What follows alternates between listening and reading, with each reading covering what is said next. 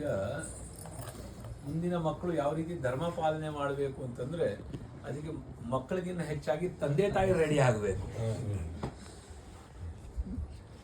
ಯಾವುದೇ ರೀತಿಯಾಗಿರ್ತಕ್ಕಂಥ ಧಾರ್ಮಿಕ ಕಾರ್ಯಕ್ರಮಗಳಿಗೆ ಸ್ಕೂಲಲ್ಲಿ ಕಾಲೇಜ್ ಇರಲಿ, ಒಂದಿನ ರಜಾ ಹಾಕ್ಸೋದ್ರಿಂದ ಅವ್ನಿಗೆ ಏನು ತೊಂದರೆ ಆಗಲ್ಲ. ರಜಾ ಹಾಕಿಸ್ಬಿಟ್ಟು ಅವನ ಆ ಧಾರ್ಮಿಕ ಕಾರ್ಯಕ್ರಮಗಳಿಗೆ ಕರ್ಕೊಂಡೋದಾಗಲೇ ನಮ್ಮ ಧರ್ಮದ ಬಗ್ಗೆ ಅವ್ನಿಗೇನಾದ್ರು ಒಂಚೂರು ಆಸಕ್ತಿ ಬರಲಿಕ್ಕೆ ಸಾಧ್ಯ, ಅರಿತುಕೊಳ್ಳಲಿಕ್ಕೆ ಸಾಧ್ಯ. ಇದು ಚಿಕ್ಕ ಚಿಕ್ಕ ಮಕ್ಕಳೇನಿದ್ದಾರೆ ಆ ಥರ ಕರ್ಕೊಂಡು ಹೋಗಬೇಕು. ಜೊತೆಗೆ ಕಡ್ಡಾಯವಾಗಿ ಮನೇಲಿರ್ತಕ್ಕಂಥ ಹಿರಿಯರಿಗೆಲ್ಲರಿಗೂ ಕೂಡ ಪಾದ ಮುಟ್ಟಿ ನಮಸ್ಕಾರ ಮಾಡಿಸ್ತಕ್ಕಂಥ ಸಂಸ್ಕೃತಿಯನ್ನು ನಾವು ಬೆಳೆಸಲೇಬೇಕು. ಮೊದಲೆಲ್ಲ ಇತ್ತು, ನೀವೆಲ್ಲ ಹಿರಿಯರೆಲ್ಲ ಮಾಡ್ಕೊಂಬಂದಿರೋರು. ಈಗ ಬರ್ತಾ ಬರ್ತಾ ಏನಾಯಿತು, ಅದು ಹುಡ್ದಬ್ಬಕ್ಕೆ ಎಕ್ಸಾಮ್ಗೆ ಮಾತ್ರ ಸೀಮಿತ ಆಗೋಗಿದೆ. ಅದು ಹುಡ್ದಬ್ಬಕ್ಕೆ ಎಕ್ಸಾಮ್ ಮಾತ್ರ ಸೀಮಿತ ಆಗದೆ ಪ್ರತಿನಿತ್ಯ ರೂಟೀನು ತಂದೆ ತಾಯಿಗಳು ಕಡ್ಡಾಯವಾಗಿ ಮಾಡಿಸ್ತಕ್ಕಂಥ ಪದ್ಧತಿ ತರಬೇಕು. ನಾವುಗಳೆಲ್ಲ ಮಾಡ್ಕೊಂಬಂದವರು ಅದಾಯ್ತಲ್ಲ, ಯಾಕೆಂದ್ರೆ ಆ ನೀವುಗಳು ಮಾಡ್ಕೊಂಬಂದಿರ್ತಕ್ಕಂಥವ್ರು ಎಲ್ಲ ಸೀನಿಯರ್, ನಿಮಗೆಲ್ಲ ಆ ಒಂದು ಸಂಸ್ಕಾರ ಇರೋದೇ ಇವತ್ತಿಂದ ನಾವೆಲ್ಲ ಕೂತ್ಕೊಂಡು ಒಂದು ಧರ್ಮ ಕಾರ್ಯಕ್ಕೋಸ್ಕರ ಒಟ್ಟಿಗೆ ಕೂತು ಮಾಡ್ತಾ ಇದ್ವಿ. ಮುಂಬರ್ತಕ್ಕಂಥ ಸಮಯದಲ್ಲಿ ಕೂಡ ಇದೇ ರೀತಿ ಅವರು ಹಿರಿಯರಾದಾಗ ಅವರು ಕೂಡ ಧರ್ಮದ ಪಾಲನೆ ಮಾಡಬೇಕು ಅಂದರೆ ಅವರಲ್ಲಿ ಆ ಸಂಸ್ಕಾರದ ಒಂದು ಬೀಜ ನಾವೇ ಬಿತ್ತಬೇಕು. ಮನೆಗಳಲ್ಲಿ ಮೊದಲೆಲ್ಲ ನಾವು 5 ಜನ 8 ಜನ 10 ಜನ ತುಂಬ ಕುಟುಂಬ. ಈಗೆಲ್ಲ ಬರ್ತಾ ಬರ್ತಾ ನ್ಯೂಕ್ಲಿಯರ್ ಫ್ಯಾಮಿಲೀಸ್ ಆಗೋಯ್ತು. ನಾವಿಬ್ರು ನಮಗಿಬ್ರು ಅಂತ ವಿಷ ಬೀಜವನ್ನು ನಮ್ಮ ತಲೆಗೆ ಹಾಕಿದ್ರು, ಬರೀ ಹಿಂದೂಗಳ ತಲೆಗೆ ಹಾಕಿದ್ರು. ಈಗ ನಾವಿಬ್ರು ನಮ್ಗೊಬ್ರು ಅಂತಕ್ಕಂಥ ತಲೆ ಬಂದ್ಬಿಟ್ಟಿದೆ. ಈಗ ನಾವಿಬ್ಬರೇ ಅನ್ನೋದು ಬಂದ್ಬಿಟ್ಟಿದೆ. ಸೊ ಹೋಗ್ತಾ ಹೋಗ್ತಾ ಒಳ್ಳೆಯದು ಪ್ರಾಬ್ಲಮ್ ಆಗುತ್ತೆ. ಜೊತೆಗೆ ತುಂಬು ಕುಟುಂಬ ಈಗ ಇಲ್ಲವೋ ಇಲ್ಲ, ಸಂಬಂಧಗಳ ಒಂದು ಜ್ಞಾನ ಅವನಿಗೆ ಬರಲಿಕ್ಕೆ ಸಾಧ್ಯ ಇಲ್ಲ. ಗೊತ್ತಾಯ್ತಲ್ಲ, ನಾವು ಯಾವುದೋ ಒಬ್ಬ ನಮ್ಮ ಚಿಕ್ಕಪ್ಪನ ಮಗ, ದೊಡ್ಡಪ್ಪನ ಮಗ, ಅತ್ತೆ ಮಗ, ಸೋದರತೆ ಮಗ, ಮಾವನ ಮಗ ಅಂತಂದ್ರು ಅವ್ರಿಗೆ ಹಂಗಂದ್ರೆ ಏನು ರಿಲೇಷನ್ ಅನ್ನೋದೇ ಗೊತ್ತಿಲ್ಲ ಅವ್ರಿಗೆ ಇವತ್ತಿನ ದಿನ. ಸೊ ಅದಕ್ಕೋಸ್ಕರ ಅಟ್ಲೀಸ್ಟ್ ಈ ಥರ ಒಂದು ಏನೇ ಒಂದು ಕಾರ್ಯಕ್ರಮ ಅದ ಕರ್ಕೊಂಬಂದ್ರೆ ಅದೆಲ್ಲ ಒಂಚೂರು ಶುರುವಾಗಲಿಕ್ಕೆ ಸಾಧ್ಯ. ಮನೆಯಲ್ಲಿ 2 ಮಕ್ಕಳು ಇಲ್ಲ 3 ಜನ ಮಕ್ಕಳು ಏನಾದ್ರು ಇದ್ದಾರೆ ಅಂತಂದರೆ ಯಾವುದೇ ಕಾರಣಕ್ಕೆ ಆಗಲಿ ತಂದೆ ತಾಯಿಗಳು ಇದು ನಿನ್ನ ಆಟ ಸಾಮಾನು, ಇದು ನಿನ್ನ ಮಣ್ಣನ ಆಟ ಸಾಮಾನು ಅಂತ ವಿಷ ಬೀಜ ಬಿತ್ತಬೇಡಿ. ಅಣ್ಣ ತಮ್ಮಂದ್ರು ಬೈ ಚಾನ್ಸ್ ತಮ್ಮನ ಆಟ ಸಾಮಾನಲ್ಲಿ ಏನಾದ್ರು ಅಣ್ಣ ಆಟ ಆಡ್ತಾ ಇದ್ರೆ, ಇಲ್ಲ ಅಣ್ಣಂದ್ರಲ್ಲಿ ತಮ್ಮನೋ ತಂಗಿನೋ ಆಟ ಆಡ್ತಾ ಇದ್ರೆ ಅವನಿಗೆ ಬುದ್ಧಿ ಹೇಳಿ, ನಿನ್ನ ತಮ್ಮ ಕಣೋ, ನಿನ್ನ ತಂಗಿ ಕಣೋ, ಹಂಚ್ಕೋಬೇಕು ಕಣೋ ಅಂತಕ್ಕಂಥ ಭಾವನೆ ಎತ್ಕೊಂಬನ್ನಿ. ನಾವೆಲ್ಲರೂ ನೀವು ಹಿರಿಯರು ಏನು ಕೂತಿದ್ದೀವಿ, ನಾವೆಲ್ಲ ಬೆಳೆದಿದ್ದು ಯಾವ ರೀತಿ ಅದೇ ರೀತಿ ಬೆಳೆದಿದ್ದು. ನಮ್ಮ ಅಪ್ಪ ಅಮ್ಮ ನಮಗೇನೋ ನಿನ್ನ ಆಟ ಸಾಮಾನು ಬೇರೆ, ನಿಮ್ಮ ಅಣ್ಣನ ಆಟ ಸಾಮಾನು ಬೇರೆ ಅಂತಕ್ಕಂಥದ್ದು ಬಿತ್ತಿಲ್ಲ. ನಾವೆಲ್ಲ ಒಟ್ಟಿಗೆ ಇದ್ದವರು, ಒಟ್ಟಿಗೆ ಬೆಳೆದವರು. ಆದರೆ ನಮ್ಮ ಮನಸ್ಸಿನಲ್ಲಿ ಒಂದು ಭಾವನೆ ಬಂದ್ಬಿಡ್ತು, ನಾವೆಲ್ಲ ಒಂದು ಆಟ ಸಾಮಾನಿಗೂ ಭಾಳ ಕಷ್ಟಪಟ್ವಿ ಕಣಯ್ಯ, ನಮ್ಮ ಅಣ್ಣ ಕಿತ್ಕೊಂಡ್ಬಿಡೋನು, ನನ್ನ ತಂಗಿ ಕಿತ್ಕೊಂಡ್ಬಿಡೋನು. ಆದ್ದರಿಂದ ನಾವು ನಮ್ಮ ಮಕ್ಕಳನ್ನ ಆ ಥರ ಬೆಳೆಸ್ಬಾರ್ದಪ್ಪ, ಅವ್ರವ್ರಿಗೆ ಸಿಸ್ಟಮ್ಯಾಟಿಕ್ಕಾಗಿ ಮಾಡಬೇಕು ಅಂತಕ್ಕಂಥ ಒಂದು ಸಂತೋಷ. ಆ ಸಿಸ್ಟಮ್ಯಾಟಿಕ್ ಅನ್ನೋದು ಇಂಡೈರೆಕ್ಟಾಗಿ ಏನಾಯಿತು, ನೀನು ಬೇರೆ, ನಿಮ್ಮ ಅಣ್ಣ ಬೇರೆ, ನೀನು ಬೇರೆ, ನಿನ್ನ ತಮ್ಮ ಬೇರೆ ಅಂತಕ್ಕಂಥ ವಿಷ ಬೀಜವನ್ನು ಬಿತ್ತಿದೆ. ಅದಕ್ಕೆ ತಂದೆ ತಾಯಿನೇ ಕಾರಣ. ಆದ್ದರಿಂದ ಮನೆಗಳಲ್ಲಿ ಅಣ್ಣ ತಮ್ಮಂದರು ಅಕ್ಕ ತಂಗಿರು ಸಪ್ರೇಟ್ ರೂಮ್ ಮಾಡೋಕ್ಕೆ ಹೋಗಬೇಡಿ. ಎಲ್ಲ ಒಟ್ಟಿಗೆ ಈ ಹಾಲು ಅಂದರೆ ಹಾಲಲ್ಲಿ ಲೈನಿಗೆ ಮಲಗಿಸಿ, ಆ ಬಾಂಧವ್ಯ ಬರುತ್ತೆ. ಮನೆಯಲ್ಲಿ ಒಂದು 20 ಬಾತ್ರೂಮ್ ಟಾಯ್ಲೆಟ್ ಹಾಕೋದು ಬಿಟ್ಬಿಡಿ, ಇದ್ರೆ ಅದನ್ನೆಲ್ಲ ಬಾಗಿಲು ಹಾಕ್ಬಿಟ್ಟು ಒಂದರಲ್ಲೇ ಎಲ್ಲ ಸ್ನಾನ ಮಾಡಬೇಕು. ಆ ರೀತಿ ಅವಾಗ ಏನಾಗುತ್ತೆ, ಅವನಿಗೊಂದು ತಾಳ್ಮೆ ಬರುತ್ತೆ, ಒಂದು ಪೇಷನ್ಸ್ ಇರುತ್ತೆ. ಆ ಚಿಕ್ಕ ವಯಸ್ಸಲ್ಲೇ ಆ ಪೇಷನ್ಸು ತಾಳ್ಮೆ ಅದರಲ್ಲೇ ಹೊಂದಾಣಿಕೆ ಭಾವನೆ ಬಂದಿಲ್ಲ ಅಂತಾನೆ, ಅಣ್ಣ ತಮ್ಮಂದ್ರ ಜೊತೆ ಹೊಂದಾಣಿಕೆ ಭಾವನೆ ಇಲ್ಲ ಅಂದರೆ ಅವ್ನು ದೊಡ್ಡವನಾದ್ಮೇಲೆ ಯಾರ ಜೊತೆ ಹೊಂದಾಣಿಕೆ ಭಾವನೆ ಬರೋದಿಲ್ಲ. ಗೊತ್ತಾಯ್ತಲ್ಲ. ಆದ್ದರಿಂದ ಜೊತೆಗೆ ಯಾರು ಏನಾರು ಒಂದು ಲಿಮಿಟ್ ಮಾಡಿದ್ರೆ ಹೀಗೆ ಇರಬೇಕು, ಹೀಗೆ ಹೋಗ್ಕೊಡ್ದು, ಹಾಗೆ ಇರಬೇಕು ಅಂತ ಕಡ್ಡಾಯ ಮಾಡಿದಾಗ ಆ ಕಡ್ಡಾಯವನ್ನು ಒಪ್ಕೊಳ್ತಕ್ಕಂಥ ಪರಿಸ್ಥಿತಿ ಇರೋದಿಲ್ಲ ಅವನಿಗೆ. ಅವಾಗ ಏನಾಗುತ್ತೆ, ಅವನಿಗೆ ಸ್ಟ್ರೆಸ್ ಜಾಸ್ತಿ ಆಗುತ್ತೆ, ಒತ್ತಡ ಅವನಿಗೂ ಜಾಸ್ತಿ ಆಗುತ್ತೆ, ಅನಾರೋಗ್ಯ ಅವನಿಗೂ ಶುರುವಾಗುತ್ತೆ. ನಂತರ ಅವನಿಂದ ಸಮಾಜಕ್ಕೂ ಕೆಡಕೆ ಆಗೋದು, ಸಂಸಾರಕ್ಕೂ ಕೆಡಕೆ ಆಗೋದಂತೂ ಉತ್ತಮ ಅಂತೂ ಆಗೋದಿಲ್ಲ.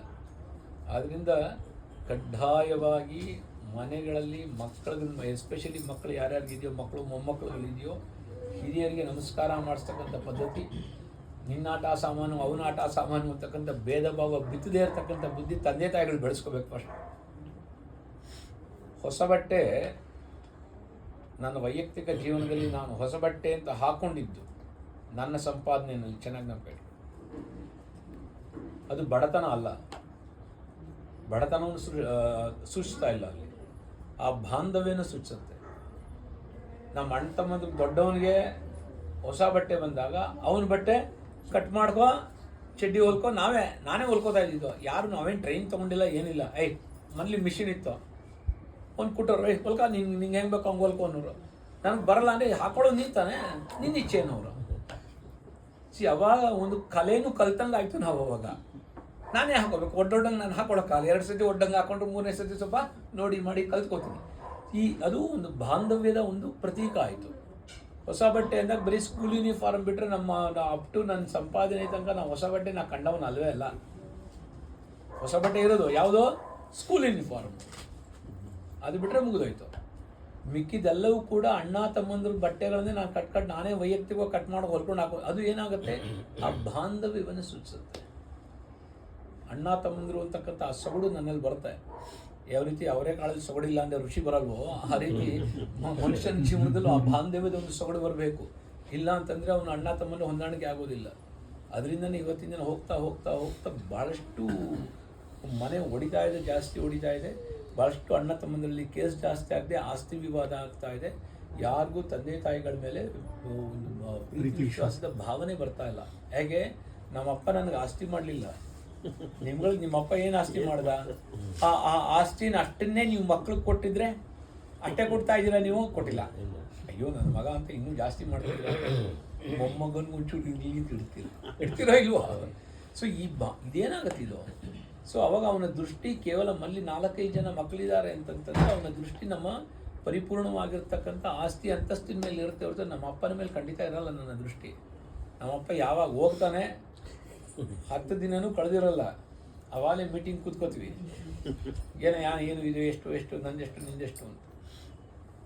ಈ ಪರಿಸ್ಥಿತಿ ಆಗೋಗಿದೆ. ಅದು ಎಸ್ಪೆಷಲಿ ಈ ವೈದಿಕ ಧರ್ಮದಲ್ಲಿರ್ತಕ್ಕಂಥವ್ರ ಮನೆಗಳಲ್ಲಿ ಜಾಸ್ತಿ ಆಗುತ್ತಾ ಇದೆ. ಅದನ್ನೆಲ್ಲವೂ ಕೂಡ ಅದಕ್ಕೆ ನಾವೇ ಕಾರಣ. ನಾವು ಯಾರನ್ನೂ ಸೂಚಿಸ್ಲಿಕ್ಕಾಗಲ್ಲ. ಜೊತೆಗೆ ಎಜುಕೇಷನ್ನು ಇವತ್ತಿನ ದಿನ ಸಿಸ್ಟಮ್ ಏನಿದೆ, ನಮ್ಮ ಕಾನ್ವೆಂಟಿಗೆ ಕಳಿಸ್ತೀವಿ ಅಂತ ಹೆಣ್ಮಕ್ಳು ನಾವು ಕೂರಿಸಲ್ಲ ಏನೋ, ಅದನ್ನೇ ಅವಳು ಅಭ್ಯಾಸ ಮಾಡ್ಕೊಂಬರ್ತಾಳೆ. ಹೂ ಮುಡ್ಸಲ್ಲ, ತಲೆ ಜಡೆ ಹಾಕಲ್ಲ. ಕೂದಲಿಗೂ ಮನಸ್ಸಿಗೂ ಬಹಳ ನಿಕಟ ಸಂಬಂಧ ಇದೆ. ಚೆನ್ನಾಗಿ ಜ್ಞಾಪಕ ಇಟ್ಕೊಳ್ಳಿ. ಹೆಣ್ಮಕ್ಳು ತಲೆ ಬಿಚ್ಕೊಂಡು ಹೋದಷ್ಟು ಅವ್ರ ಮನಸ್ಸು ಬಹಳ ಚಂಚಲವಾಗಿದೆ. ನಾನು ದೇವಸ್ಥಾನದಲ್ಲಿ ಬೋರ್ಡ್ ಹಾಕಿದ್ದೀನಿ, ತಲೆ ಕಟ್ಕೊಳ್ಳದೆ ಒಳಗೆ ಬರೋಂಗಿಲ್ಲ. ಅಲ್ಲ, ಯಾರೇ ನನ್ನ ಮುಂದೆ ಯಾವ್ದಾರ ಹೆಣ್ಮಕ್ಳುಗಳು ತಲೆ ಬಿಚ್ಕೊಂಡು ಬಂತು ಅಂದರೆ ಇವತ್ತಿನ ದಿನ ಅವ್ರ ತಾಯಿನೂ ತಲೆ ಬಿಚ್ಕೊಂಡೇ ಬರ್ತಾರೆ. ಎಷ್ಟೋ ಜನ ನನ್ನ ಗಮನ ನಾನು ಅದ್ರ ಮೇಲೆ ಹೋಯ್ತು ಅಂದರೆ ಅವರು ಬಯಸ್ಕೋತಾರೆ, ಅವ್ರ ತಾಯಿನೂ ಬಯಸ್ಕೋತಾರೆ. ಯಾಕೆ ಅಂತಂದರೆ ಮನಸ್ಸು ಗಾಳಿ ಹೆಂಗೆ ಹಾರಿದಾಗ ಕೂದಲು ಹಾರಾಡುತ್ತೆ, ಆ ರೀತಿ ಮನಸ್ಸು ಹಾರಾಡೋಕ್ಕೆ ಶುರುವಾಗುತ್ತೆ. ಆ ಚಿಕ್ಕ ವಯಸ್ಸಲ್ಲಿ ಆ ಒಂದು ಭದ್ರತೆ ಬರಲಿಲ್ಲ ಅಂತಂದರೆ ವಯಸ್ಸಾದಮೇಲೆ ಒಂದು ಸಾಧನೆ ಮಾಡಲಿಕ್ಕಾಗಲ್ಲ. ಮನುಷ್ಯನ ಜೀವನನೇ ವಿರಳ.